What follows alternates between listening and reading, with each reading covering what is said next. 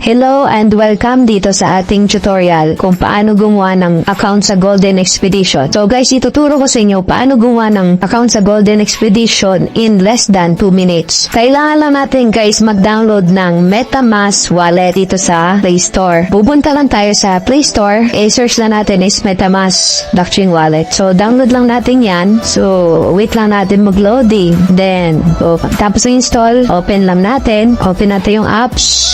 Then create na tayo ng MetaMask wallet. So, dito, kikreate siya ng MetaMask wallet. Click na lang itong I agree. Create new wallet. I agree. And dito sa step 1, basically, dito mo ilalagay yung unique or customized password na gagamitin mo on your MetaMask wallet.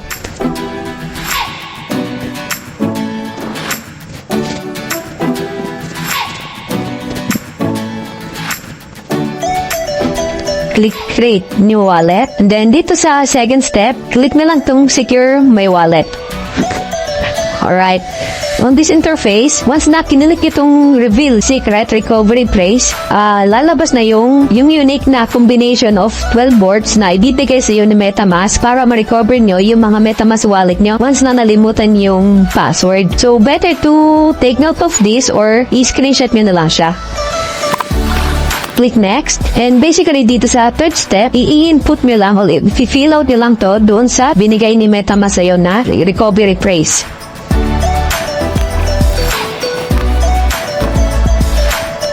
And got it. There you go. Then, nakakapag-create ka na ng MetaMask wallet.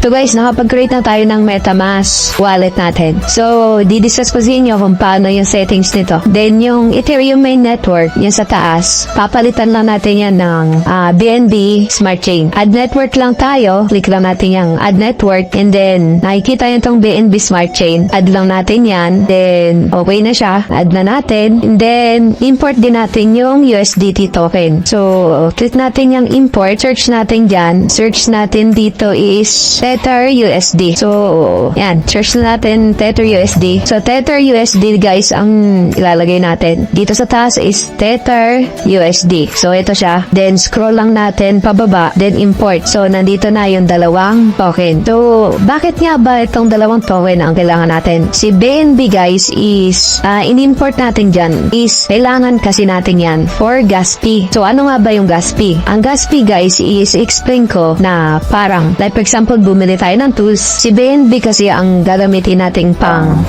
charge. Kung sa bank account, every charge is si BNB yun. So, si BNB ang ginagamit nating pang bayad every time na mag-transact tayo. So, maliit lang yan. Siguro every transaction nasa 4 pesos lang yan or maximum of 10 pesos lang yan every transaction. Pero, yun nga, si BNB ang kailangan nating coin para mapag-transact. Si Tether USD naman is ito yung coin na kailangan natin para makabili tayo ng tools. Like for example, si shovel is $10.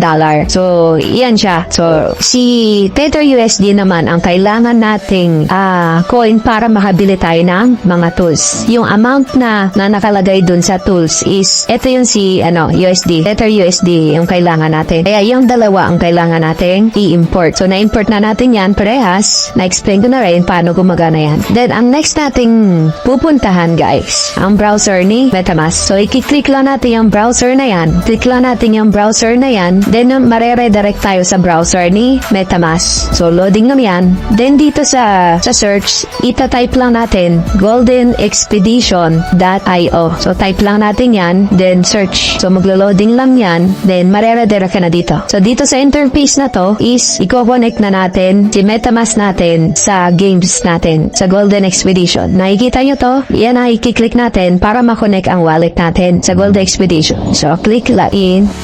Then connect. So, reaching na siya. Kapag lumabas na yung wallet address natin dito. So, as you can see, makikita mo yung wallet address. Naka-connect na siya. So, ibig sabihin, naka-connect na siya. Makikita na natin yung wallet address. Ibig sabihin, connected na siya. Then next, is click lang natin tong gameplay para ma-redirect na tayo sa laro.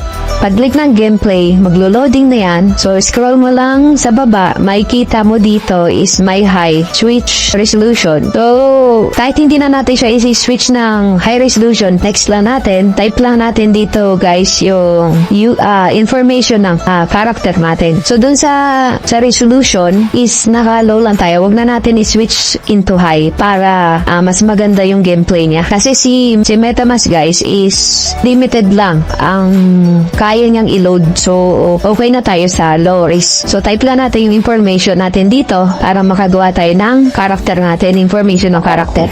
So type lang natin yung information natin dito, number, lang tama yung number na ilagay natin. Then next lang natin. Yan. Created na yung information ng character natin. So, yun lang. Then, pasok na tayo sa first map. Nugget Bill. Pasok na yan sa laro. Dito kasi kay Golden Expedition, guys, meron siyang free trial. So, sa free trial na yon, magraran lang siya for 12 hours para makita natin yung gameplay niya. So, pagpasok natin dito, click lang natin tong yung tao sa gilid para makita mo yung tools mo na free. Yan. Click mo lang yan para makita mo yung free trial mo. So, deploy mo lang yan, guys. May magmimina na dyan. Yan. So, makikita natin meron na nagmimina. And then, guys, ang maganda kay Golden, kung gusto mo na kumita ng mas malaki, andito yung mga tools na gusto mong bilhin. Every tools, meron yung certain amount na makuha ka kung gusto mo mas malaki ang kikitain mo. Guys, welcome sa ating tutorial paano tayo gumawa ng Binance account. So, bakit tayo gagawa ng Binance account? Gagawa tayo ng Binance account para makapag-exchange tayo ng mga currency. Like for example, meron tayong laman sa GCash and gusto nating mapaglaro ng Golden Expedition, ay si Binance ang isang way natin na para mapag-exchange ng USDT na from peso to USDT. Kasi si USDT ang isang way natin para makabili tayo ng ang mga tools or mga equipments ay Golden Expedition. Siya kasi ang ginagamit na pambili o pambili ng token nila para tayo mapag-proceed o makabili ng mga tools or machines. So, ngayon pupunta tayo sa Play Store para mag-download ng Binance account. So, punta lang tayo sa Play Store, then search natin dito ang Binance. So, since may Binance account na ako na na-download, lumalabas lang dito is parang update. So, kailangan ko siya i-update. Pero, dyan sa inyo, kapag hindi ka pa nakapag-download is ang lalabas dyan dito sa circle na to is download or install account. So, since may Binance na ako, is hindi ko na kailangan mag-install. So, sa inyo, kailangan siyang install. Ito siya, Binance by Bitcoin and Crypto. So, hindi ko na siya i-update for now for tutorial purposes. So, if hindi pa kayo nakapag-install, click nyo lang yung install dyan. So, pupunta ako ngayon dito sa Binance account ko para ituturo ko sa inyo kung paano ka mag-create. Punta ka lang dito, and then, if na-download mo na siya, punta ka na dito. Ito yung makikita mong interface. Since, isipin na lang natin na wala pa akong Binance account, ano yung mga step na pwede kong gawin. So guys, nakikita natin dito ngayon is sign up or log in. So, para makapag-sign up tayo kay Binance, click lang natin si sign up or log in. So, ito siya, yung button na dilaw. So, click lang natin yan. And then, mapupunta ka na dito sa login na interface and create Binance. So, since wala pa tayong Binance, gagawa tayo, click lang natin tong create Binance account. So, baba. So, dito, papupunta tayo, sign up with email or phone number. So, may 2 options siya para mapag-create ng Binance account. So, pwedeng phone number or email. So, since gusto ko is phone number ang gagamitin ko, is phone number ang ilalagay ko dyan. So, click natin sign up, then, input natin dito ang number. So, nalagay na natin yung phone number natin para mapag-sign up, then, click by creating account, agree, Binance terms and service privacy policy. Pag na-click na natin yan, click lang natin next. Then, magsisend yan ng code para proceed ka na sa sign up. So, check natin.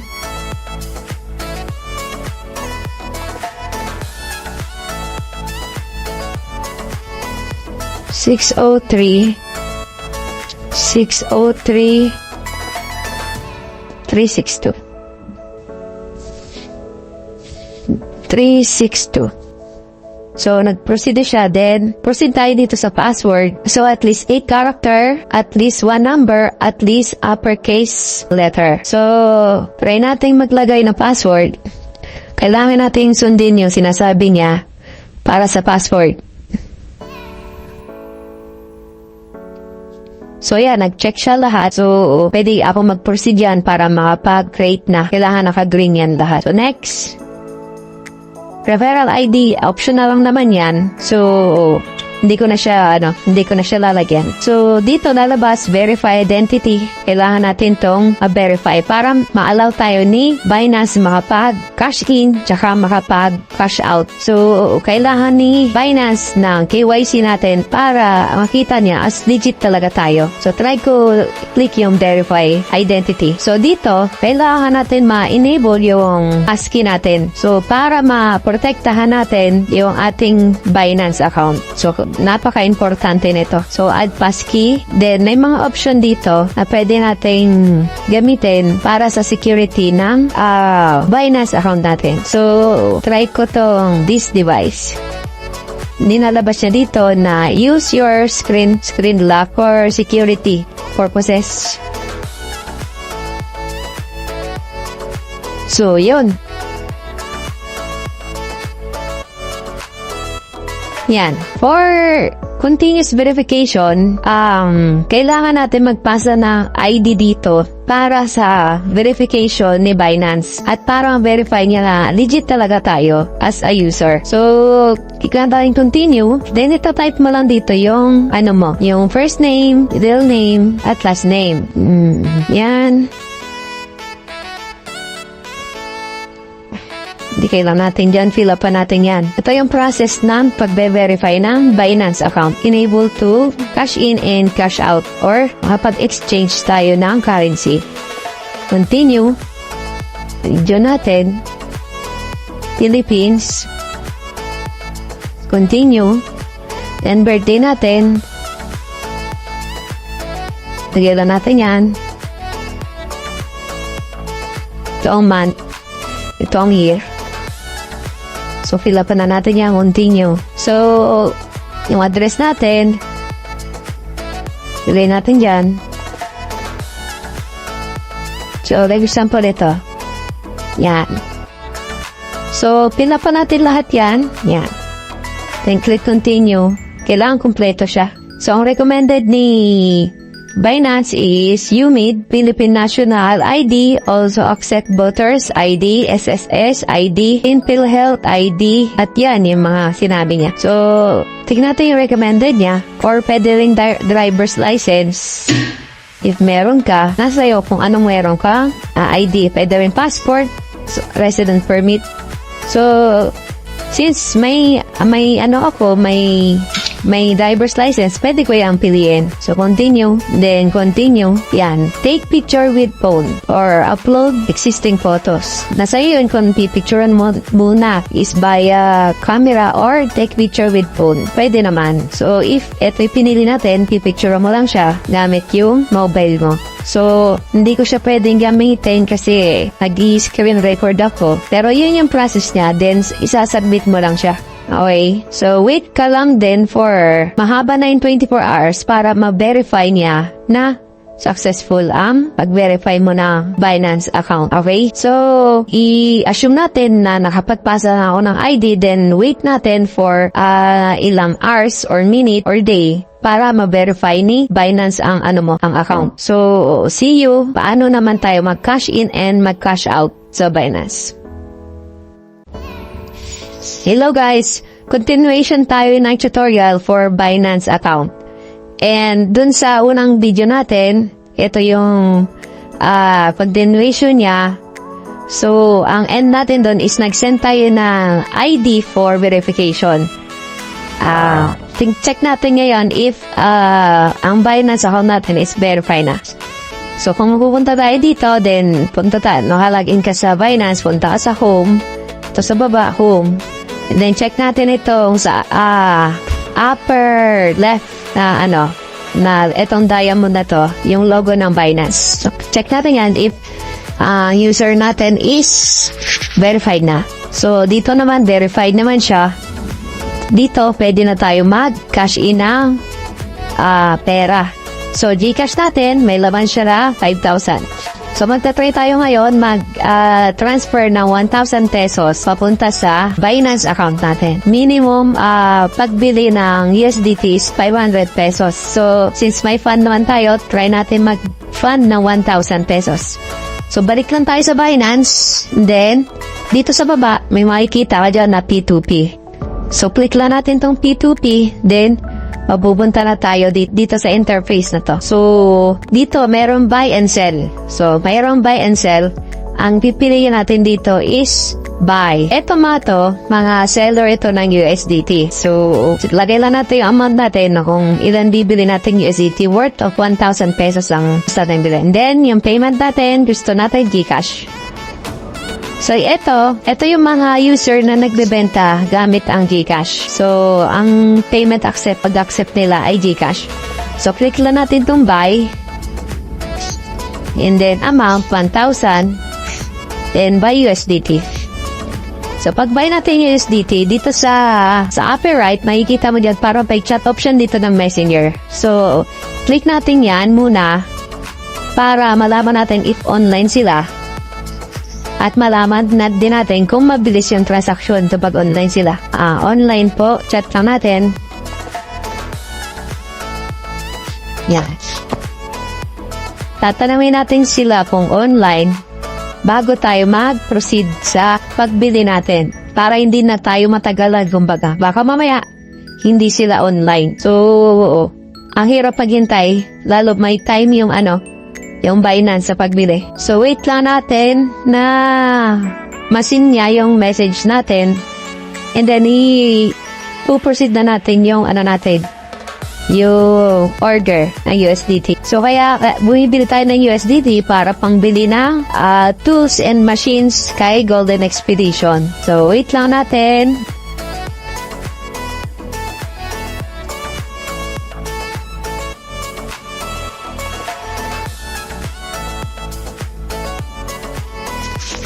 So guys, makikita natin na nag-reply siya na online daw siya. So, ipoproceed natin yung payment natin. So, baka lang tayo dito, then make the payment. Then, magpo-provide yan ng Gcash account. So, dito, may Gcash account. So, ito, may kita mo dito sa baba ng amount na nilagay natin. Meron Gcash QR, then may mobile number. So, copy lang natin yung number. And then, punta tayo sa Gcash. Tapos, login tayo. Then, send tayo na 1,000 pesos.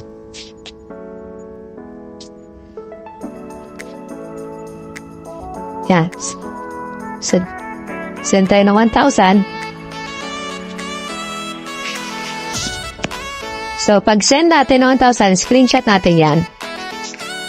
And then, balik tayo sa Binance. So, dito, ita-transfer, notify natin sa seller kapag na-transfer na natin yung 1,000. So, ayun. Na-transfer na natin, then, na-notify na natin sa seller. Then, babalik ka sa chat. And then, isisend mo yung screenshot na nakapag-send ka sa kanya. Then, chat mo siya. Hello. Paid na po. Chat mo siya na paid na. Para ma-release niya yung USDT sa iyo. So, wait lang natin. So, yun. May nag-notify na. The payment has been received. The asset USDT will be sent to your account. So, check natin. So, may laman na USDT yung kanina. Check natin kung nadagdagan. So, kanina, ang laban ito is nasa 500 plus. Ngayon, meron na tayong 16 pesos na laman. So, pumasok na siya sa natin. Sa ito siya, yung USDT. So, total USDT natin ngayon is 27. So, guys, ngayon, ang gagawin natin, magta-transfer tayo ng USDT to MetaMask natin para makapagbili na tayo ng mga tools. So, dito, magko-convert muna tayo ng BNB dahil doon sa MetaMask is kailangan natin ng BNB token and USDT para makapag-proceed sa pagbili ng mga tools. Si BNB, ginagamit lang ito na gas fee. Kahit konti lang ilagay natin dyan na amount. Like for example, 100 pesos para pang gas fee natin. So, try muna natin mag-convert ng pang gas fee dito sa natin, BNB from USDT. Convert tayo. So, 27 dollar, convert tayo ng BNB para may send din tayo. So, lagay tayo dito kahit mga lang, $3. Yan. Ito yung amount na isi-send sa BNB natin pag nag-convert na tayo. So, convert natin. Convert to BNB. So, successful. Ayun, nadagdagan na ang BNB natin. May pang-send na tayo doon. Kaya, kung makikita nyo doon sa MetaMask natin, naglagay tayo ng BNB doon dahil kailangan natin din lagyan ng kahit konti lang pang gas fee natin. Kung sa mga bangko, is yun yung tinatawag na bank charge. So, mga 4 pesos lang na tayo per So, kailangan din natin siya lagyan para mag-proceed yung order natin at makabili tayo ng mga tools. So, sa pag-transfer ng fund natin from this sa Binance natin, dito sa funding natin, may laman na yan. May laman na din yung BNB natin. Pupunta lang tayo sa MetaMask. So, pagpunta natin sa MetaMask, so may laman yung MetaMask nito. Kung BNB ang una nating lalagyan, click lang natin ng BNB. So, dito scroll lang sa baba, then click natin yung receive. Pag click natin ang receive guys, bibigyan kayo ng wallet address. Etong may copy na nakalagay. So pag kinlik mo yung copy na yan, ikakopy natin yan. Yan yung wallet address na yan. Kung sa bangko, yan yung bank account. Then babalik tayo dito sa Binance. So dito sa Binance, click natin yung BNB. Then, pag-click natin ng BNB, withdraw. Then, send via crypto network. So, dito, paste natin yung kinapi natin dun sa MetaMask na wallet address. Paste natin dyan. Then, choose tayo dito ng network. Then, the smart chain. So,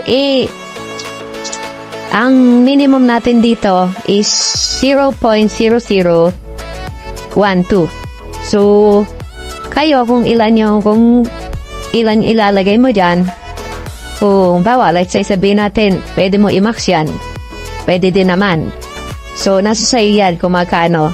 So, pero ang conversion kasi ng BNB is, ito, papakita ko na rin. Para makita nyo exact amount na magkano isa nyo. Kahit maliit lang naman na amount yan. So, dito, if gusto ko mag-send ng 100 pesos, ito ang BNB na kailangan mong ilagay dito. Yan. Dito. 0.00, mga ganyan. So, tingnan mo lang dito yung amount na pwede mo i-send. So, 100 pesos guys, pwede na yan makapag-transact. 0.32. 0.32 ang ilalagay. Yan. So, 101 pesos yan in peso. Pag kinlik mo yung withdraw guys, mapupunta na yan dito sa MetaMask account natin. Dito. So, mapupunta na yan dito sa MetaMask.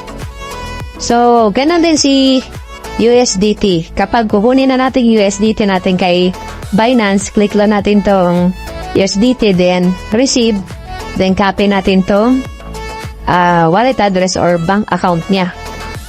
Yan. So, balik ka na sa Binance, nakopy mo na yon.